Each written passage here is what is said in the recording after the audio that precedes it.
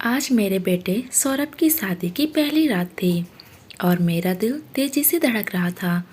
जिस लड़की को मैं अपने बेटे की पत्नी बनाकर लाई थी वह मासूम थी। उम्र भी बस 18 के आसपास थी। जब मैंने उसे सौरभ के कमरे में उसके बिस्तर पर बिठाया तो मेरे हाथ कांप रहे थे। मेरी हालत देखकर सुनैना भी सहम गई थी। उसने डरते हुए कहा, मम्मी जी, वह मुझे कुछ कहेगा तो नहीं? कोई नुकसान तो नहीं पहुंचाएगा? मैंने अपने डर पर काबू पाया, क्योंकि अगर मैं डर जाती तो सुनैना और भी ज़्यादा घबरा जाती। मैंने उससे कहा, चिंता मत करो बेटा, सौरभ तुम्हें कोई नुकसान नहीं पहुंचाएगा। वह दिल का बहुत अच्छा है। सुनैना को जैसे तैसे समझाकर मैं कमरे से बाहर निकली। मैंने सौरभ से कहा, अंदर तुम्हारी दुल्हन तुम्हारा इंतजार कर रही है। मेरी बात पर वह कुछ पल मुझे देखता रहा, फिर अचानक ताली बजाकर जोर जोर से हंसने लगा। मम्मी, मेरी नई दुल्हन आई है। आज मैं बहुत खुश हूँ। आज मैं अपनी दुल्हन के साथ रहूँगा, उसके साथ खेलूँगा, उसे अपने खिलौने भी दूँगा। वह मुझे छोड़कर तो नहीं जाएगी ना? उसकी खुशी देखकर मेरे आंखों में आंसू निकलने लगे। यही वह डर था जो मेरी रगों में बह रहा था। सौरभ बीमार था और डॉक्टर ने कह दिया था कि उसकी हालत कभी ठीक नहीं होगी। फिर भी मैंने उसकी शादी की। यह मेरी मजबूरी थी। अगर मैं उसकी शादी नहीं करती तो हम दोनों की ज़िंदगी बर्बाद हो जाती। सौरभ को पागल खाने भेज दिया जाता और मुझे वृद्धाश्रम। सारे दौलत पर मेरे बड़े बेटे और उसकी लालची बीवी का कब्जा हो जाता। मैंने सौरभ को गले लगाते हुए कहा, परेशान मत हो, तुम्हारी दुल्हन तुम्हें छोड़कर नहीं जाएगी। बस तुम उसे चोट मत पहुंचाना। अगर तुमने उसे चोट पहुंचाई तो वह हमेशा के लिए चली जाएगी। मेरी इस बात पर सौरभ डर गया। उसने कहा, नहीं मम्मी, मैं उसे चोट नहीं पहुंचाऊंगा, बल्कि अपनी चॉकलेट भी दे दूंगा। बस वह मुझे छोड़कर नहीं जाएगी। मैंने उसे तसल्ली दी और उसका हाथ पकड़कर कमरे के दरवाजे तक ले गई। मैंने कहा, तुम्हारी दुल्हन अंदर बैठी है, तुम्हारा इंतजार कर रही है। फिर मैं अपने पल्लू से एक छोटी सी डिब्बी निकाली और उसे दी। मैंने कहा, यह अपनी दुल्हन को दे देना, यह उसका तोहफा है। सौरभ खुश होकर उछलता कूदता कमरे के अंदर चला गया और मैं भगवान से प्रार्थना करने लगी, भगवान, मेरे बच्चे को खुश रखना। मैं कोई खुदगर्ज नहीं थी। मैं एक सीधी सादी सामान्य लड़की की शादी अपने बीमार बेटे से करना चाहती थी। मैंने जो कुछ भी किया था वह उस लड़की और उसके परिवार से पूरी बात करके की थी। मैंने किसी को धोखे में नहीं रखा था। मैं चुपचाप अपने कमरे में आकर बैठ गई और सौरभ के बारे में सोचने लगी। सौरभ 3 साल का था जब एक दिन छत पर खेलते खेलते छत से नीचे गिर पड़ा और उसके सर पर गंभीर चोट आई थी। डॉक्टर ने कहा था उसके बचने के चांस कम हैं, लेकिन भगवान की कृपा से वह बच गया। पर उसका मानसिक संतुलन हमेशा के लिए बिगड़ चुका था। तब से लेकर अब तक मैं अपने बेटे को अपने सीने से लगाकर समाती रही। हालांकि मेरा बड़ा बेटा भी था जिसमें मेरी जान बसती थी, लेकिन सौरभ को तो मैं कुछ ज़्यादा ही प्यार करती थी, क्योंकि एक छोटी सी गलती ने मेरे बेटे की ज़िंदगी बर्बाद कर दी थी। बड़े बेटे की शादी मैंने कर दी थी, लेकिन उसकी बीवी बहुत लालची थी। उसने आते ही घर पर कब्जा करना शुरू कर दिया और धीरे धीरे उसने मेरे बेटे रवि को भी अपने काबू में कर लिया। उसका इरादा था कि सौरभ को पागल खाने भेज दिया जाए, फिर सारे जायदाद अपने पति के नाम करवाकर दुबई शिफ्ट हो जाए। लेकिन मैं ऐसा कभी नहीं होने दूंगी। मेरे पति करोड़ों की जायदाद छोड़कर गए थे और उसमें सौरभ का भी बराबर का हक था। इसलिए मैंने सौरभ के लिए एक पत्नी चुनी थी, एक ऐसी लड़की जिसे बस पेट भरने के लिए रोटी चाहिए थी। मैंने सोचा था कि उसके सारे शौक पूरे होंगे और मेरे बेटे को साथी मिल जाएगा। इन दोनों के सहारे मैं भी अपनी ज़िंदगी गुजार लूँगी। लेकिन मुझे नहीं पता था कि मैं अपनी ज़िंदगी के लिए खुद ही मुश्किलें खड़ी कर रही थी। मैं सौरभ की शादी कभी न करती अगर मेरी बड़ी बहू मुझे वह दिल दहला देने वाली खबर न सुनाती। मुझे अच्छे से वह दिन याद है जब मेरी बड़ी बहू मेरे पास आई थी। वह अपनी 4 साल की बेटी का हाथ पकड़कर बड़े गुस्से से मेरे कमरे में दाखिल हुई। वह अपने लाल आंखों से मुझे घूर रही थी और बोली, आज आ जाए मेरा पति, हम घर छोड़कर चले जाएंगे। मुझे नहीं रहना इस घर में जहाँ आपका पागल बेटा रहता है। मैं बोली, बहू, आखिर बात क्या हो गई? इतना परेशान क्यों हो और ऐसी बातें क्यों कर रही हो? आज से पहले तो तुमने कभी ऐसी बातें नहीं की। वो कहने लगी, पूछे मेरी 4 साल की बेटी से कि उसका पागल चाचू उससे क्या कह रहा था। नन्ही सी प्रिया ने मुझे जो बात बताई उसे सुनकर मेरे सर पर आसमान ही टूट पड़ा था। मैं कभी उस छोटी सी बच्ची प्रिया को देखती तो कभी अपनी बहू पूजा को देख रही थी। मेरा तो कभी ध्यान ही इस तरफ नहीं गया। भले सौरभ दिमाग से कमजोर था, लेकिन वह एक हट्टा कट्टा मर्द था और शायद उसके अंदर भी जज्बात मचलने लगे थे। उसने प्रिया से कहा था कि तुम मेरी दुल्हन बनकर मेरे कमरे में रहो, और प्रिया ने यह बात अपनी माँ को बताई। इसलिए पूजा गुस्से से आग बबूला होते हुए मेरे पास आई थी। मैं उससे बोली, भगवान से कुछ तो डरो पूजा, यह घर छोड़कर मत जाना। मैं सौरभ के लिए कोई इंतजाम कर लूँगी। एक माँ से उसकी औलाद को दूर मत करो। पूजा ने कहा, ठीक है मम्मी जी, मैं आखिरी मौका देती हूँ, लेकिन अब जो भी करना है जल्दी कीजिए, नहीं तो मैं यह घर छोड़कर चली जाऊँगी। मुझे थोड़ा सा टाइम मिल गया था। अब मैंने यह सोचा कि सौरभ वाले मामले में कैसे निपटा जाए। मैं सारी रात सोचती रही और सारे मसले का हल सिर्फ यह निकला था कि मुझे सौरभ की शादी कर देनी चाहिए। मगर मैं उसके लिए पत्नी कहाँ से लाती? एक पागल लड़के को कौन अपनी बेटी देता? सुबह जब मैं कमरे से निकली तो पूजा मुंह फुलाकर बैठी हुई थी। मैं आगे बढ़ी और बोली, क्या बात है पूजा? वह बोली, आपने सौरभ के बारे में क्या सोचा है? मैं उसके पास जाकर बैठ गई और बोली, तुम क्या चाहती हो, क्या करना चाहिए?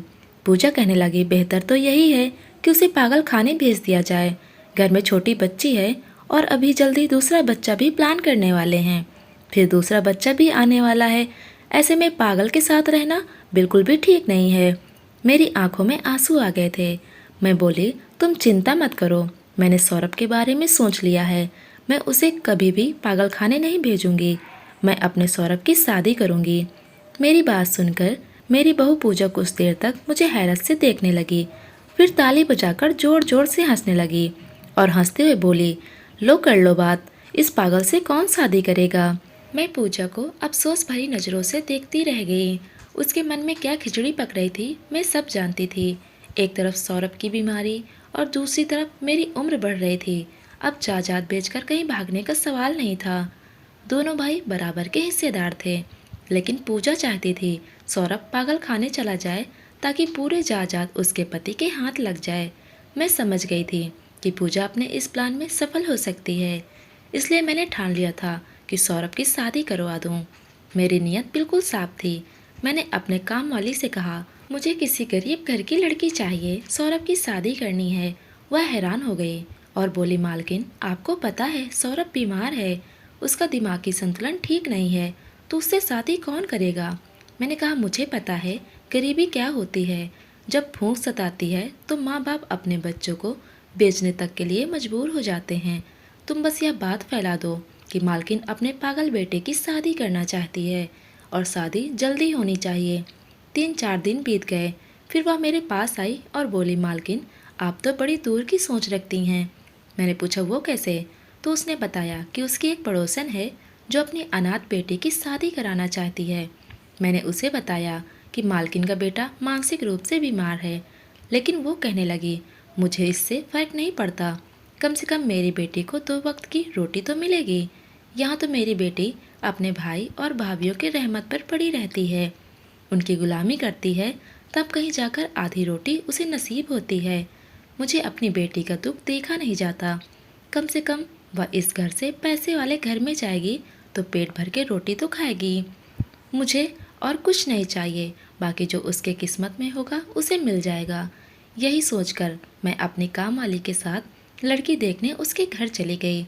गरीबी उनके घर से ही झलक रही थी। हर जगह सीलन, छोटा सा मकान जिसमें छोटे छोटे 3 कमरे बने हुए थे। मैंने उस औरत की बात सुनी। वह अपनी बेटी को लेकर बहुत दुखी थी और फिर सोचा कि कम से कम मेरी नीयत साफ है, दौलत आराम सब कुछ मिलेगा उसकी बेटी को और मेरा सौरभ अकेला नहीं रहेगा।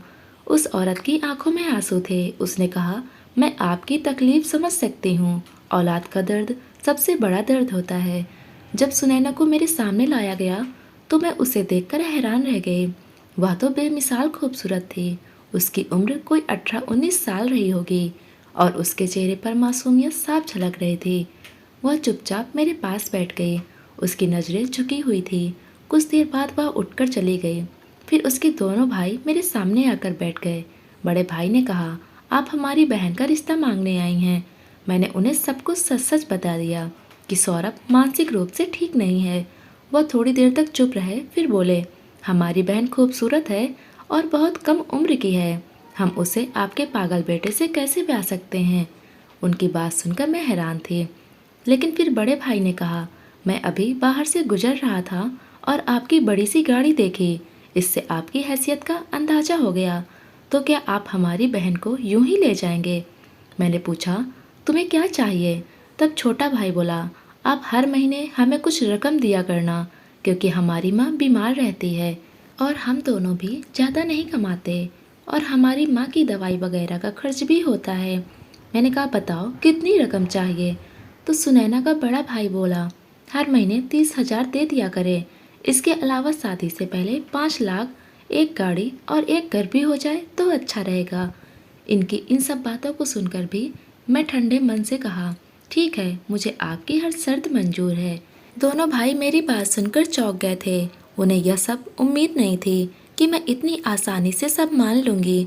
वह एक दूसरे को देखकर बोले, अगर आप हमें अपने किसी कारोबार में अच्छी नौकरी दिलवा दें तो हमारी बड़ी मेहरबानी होगी। मैंने कहा, ठीक है, यह भी हो जाएगा। 8 दिन बाद मैं अपनी बहू को लेने आ जाऊंगी।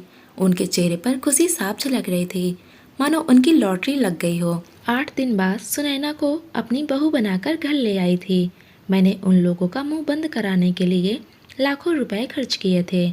उन्हें एक गाड़ी दी थी और एक घर भी। मुझे पता था कि वो लोग लालची हैं और इस लालच में कभी भी अपना मुंह नहीं खोलेंगे। लेकिन मैं अंदर से डरी हुई थी। मन ही मन बस यही दुआ कर रही थी कि यह रात सुकून से गुजर जाए। जैसे ही सुबह हुई, पहले मैं भागती हुई बाहर आई और दरवाजे पर दस्तक दी। सुनैना ने दरवाज़ा खोला, लेकिन उसकी हालत देखकर मेरा दिल बैठ गया। उसके पूरे शरीर पर नील के निशान थे। मैं बुरी तरह से घबरा गई, जबकि सौरभ बेखबर सो रहा था। सुनैना मुझसे लिपटकर फूट फूट कर रोने लगी। मैंने उसे अपनी बाहों में कस लिया और उसे लेकर बाहर आ गए। मेरे दिल में गहरी शर्मिंदगी उठ रही थी। क्या मैं अपने फ़ायदे और बेटे के लिए उसकी मासूम ज़िंदगी बर्बाद कर रही थी? मैंने उसे संभालते हुए कहा, सुनैना, बेटा खुद को संभालने की कोशिश करो, धीरे धीरे सब ठीक हो जाएगा। मेरी बातों पर सुनैना ने सिर हिला दिया और किचन की ओर जाने लगी। जब वह सबके लिए नाश्ता बनाने लगी तो मैंने उसे रोक दिया।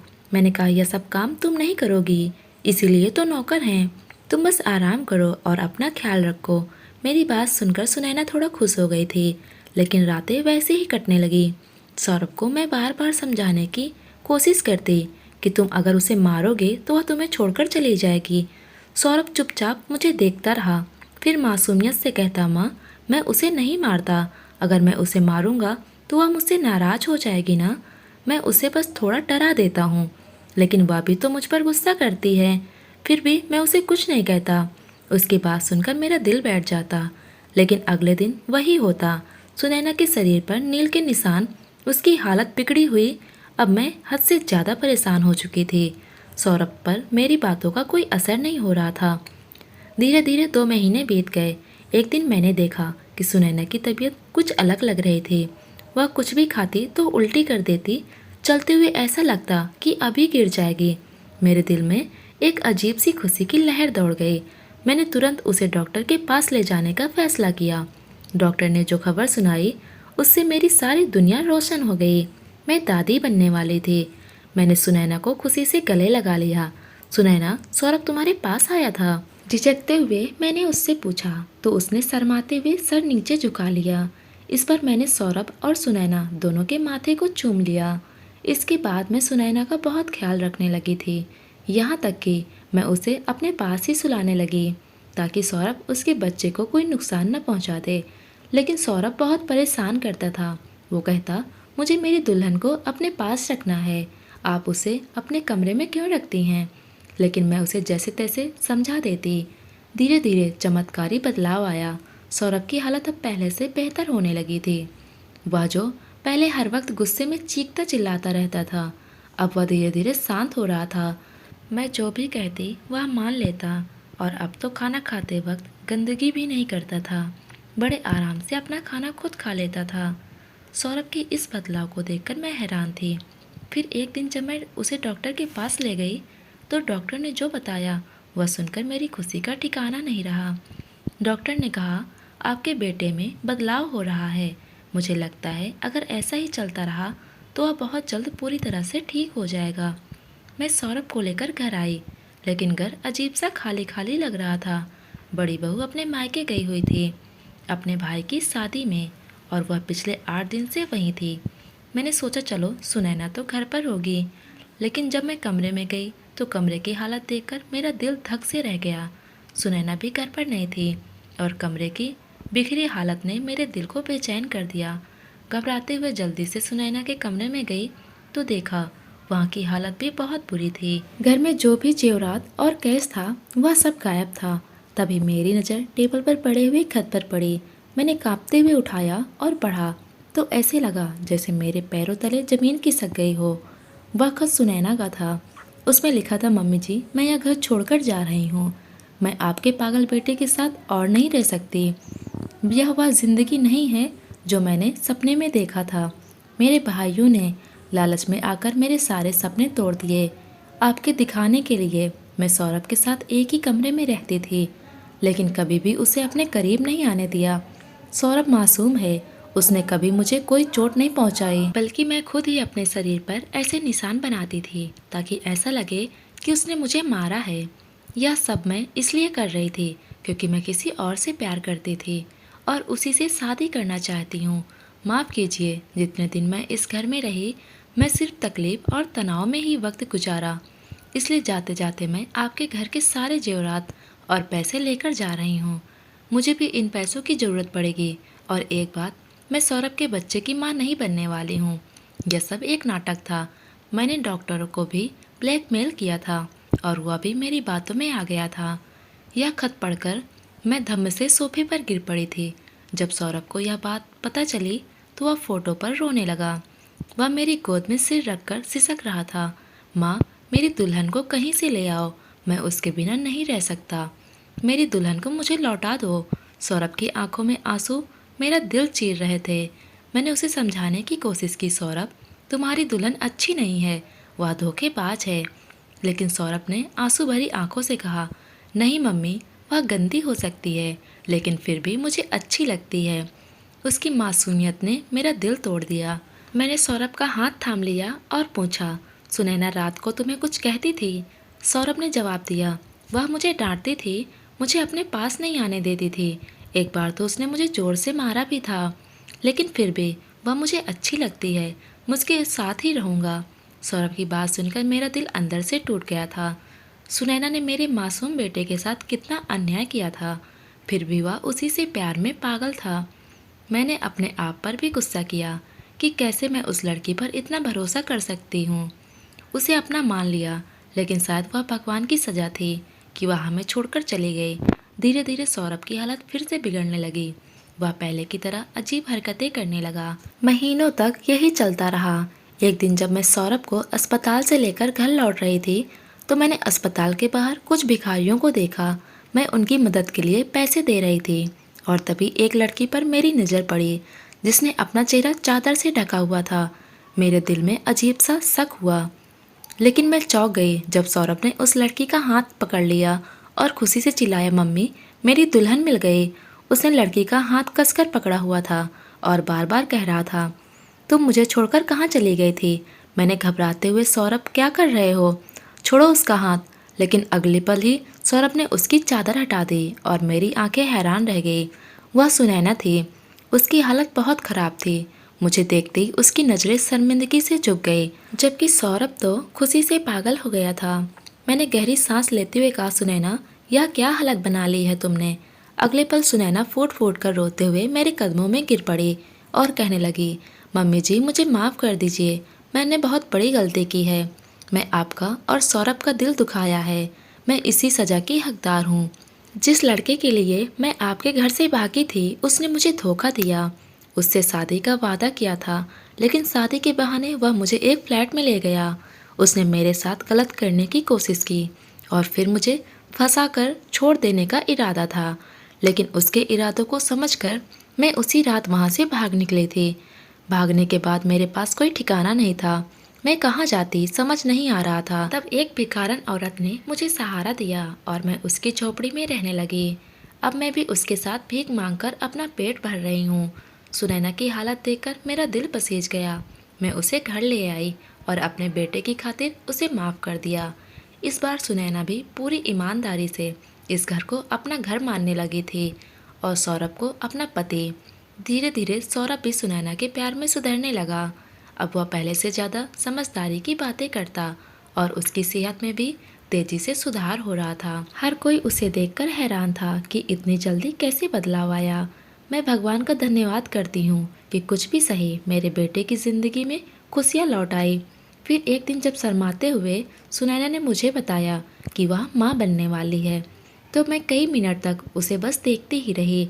उसकी आंखों में आंसू आ गए और वह कांपते हुए बोली, मम्मी जी, इस बार मैं झूठ नहीं बोल रही।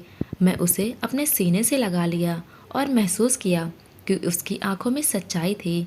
सौरभ भी इस खबर से बहुत खुश था। जब सुनैना और सौरभ का बच्चा इस दुनिया में आया, तब सौरभ पूरी तरह से ठीक हो चुका था। सौरभ ने आगे बढ़कर अपने बेटे को गोद में उठाया और प्यार से उसके माथे को चूमा। उसकी आंखों में खुशी के आंसू बहने लगे। फिर उसने सुनैना के माथे को चूमा और मैं दिल से भगवान का धन्यवाद करती रही। मैंने दुआ की कि मेरे बच्चे हमेशा इसी तरह खुश रहे। दोस्तों, उम्मीद करते हैं आज की कहानी आपको पसंद आई होगी। पसंद आई हो तो वीडियो को लाइक करें, चैनल पर नए हो तो चैनल को सब्सक्राइब करें। धन्यवाद दोस्तों।